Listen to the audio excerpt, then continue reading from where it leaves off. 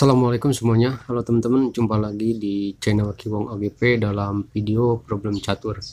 Dan di video kali ini saya akan menampilkan kembali problem catur 3 langkah mat.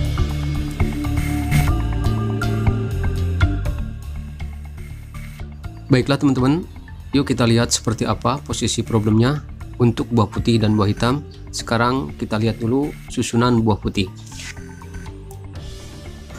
Untuk buah putih, ada raja di H7, kemudian kuda berada di F7, pion putih di G7, ditambah dengan benteng berada di C2, yang terakhir gajah berada di B1. Nah teman-teman, seperti ini ya susunan buah putihnya. Dan sekarang kita lihat untuk susunan buah hitam. Untuk buah hitam hanya ada 2 buah ya, yaitu pion yang berada di E6 dan kemudian raja hitamnya berada di F6. Jadi keseluruhan bangunan posisi buah caturnya seperti ini teman-teman. Dan teman-teman silahkan pikirkan baik-baik ya, hati-hati jangan salah melangkah. Hitung-hitung mengetes kemampuan catur Anda, dan tentunya buat yang mahir catur dan senior catur, sekali lagi master, akan cepat ditemukan kuncinya dan jawabannya ya. Silahkan teman-teman.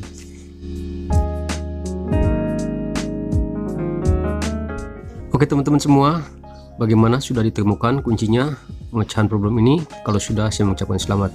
Sebelumnya, sekarang yuk kita lihat dulu beberapa analisa untuk problem catur 3 langkah mat ini. Kalau pion yang berada di G7 berpromosi menjadi menteri, maka raja hitam ada 2 pilihan untuk lari ya, yaitu ke F5 dan ke E7. Atau bisa saja hitam menjalankan pionnya ke E5. Nah kemudian seandainya raja hitam yang melangkah ke F5, di langkah kedua ini benteng C2 membuka jalur kuncung sekaligus melakukan skak, dan benteng mencegat raja hitam supaya jangan menyeberang ke baris 4 ya. Nah karena sudah dicegat, raja hitam lari lagi ke asal, yaitu ke F6. Nah kemudian setelah raja balik lagi ke F6, maka menteri akan melakukan skak ke G6.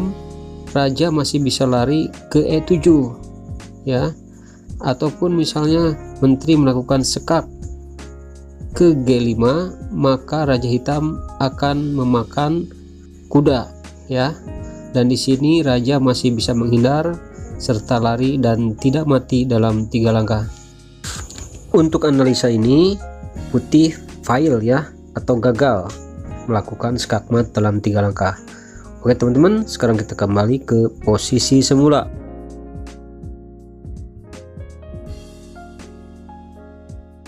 Nah teman-teman, jadi pion yang berada di G7 ini masih menjadi menteri, namun raja hitam tidak mati dalam 3 langkah.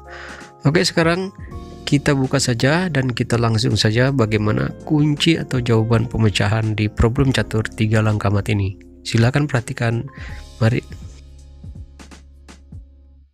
Jadi kuncinya adalah pion yang berada di G7 berpromosi menjadi kuda. Jadi raja hitam hanya punya 2 pilihan untuk kabur atau menyelamatkan diri, yaitu ke F5 atau bisa saja makan kuda yang berada di F7. Nah sekarang apabila raja larinya atau menghindar atau kaburnya ke F5, maka ini matinya hanya 2 langkah, yaitu dengan menjalankan benteng yang berada di C2 menuju C4 sekaligus membuka jalur kuncung atau jalur gajah melakukan skakmat di langkah yang kedua. Nah seperti itu ya teman-teman ya untuk solusi yang pertama. Sekarang bagaimana kalau seandainya raja hitam memakan kuda yang berada di F7? Maka ini jawabannya adalah benteng C2 langsung ke C8. Tujuannya adalah menutup jalur raja supaya jangan kabur ke petak E8. Nah maka dari itu satu-satunya jalan, dia mau tidak mau membuka pion hitam yang berada di E6 untuk maju ke depan. Nah disinilah detik-detik terakhir Raja Hitam mati dalam 3 langkah dengan melakukan skak oleh gajah yang berada di B1 langsung ke A2 dan akhirnya checkmate.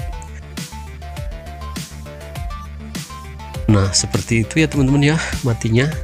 Jadi ada 2 solusi. Yang pertama, kalau raja lari ke E5 dia mati dalam 2 langkah, dan kalau Raja Hitam makan kuda yang berada di E7 maka matinya 3 langkah, dan seperti itulah matinya. Oke teman-teman, saya rasa dicukupkan sekian, mudah-mudahan bisa menghibur dan bisa bermanfaat melihat langkah-langkahnya yang indah dan tepat. Jangan lupa untuk subscribe, like, dan komen. Terima kasih.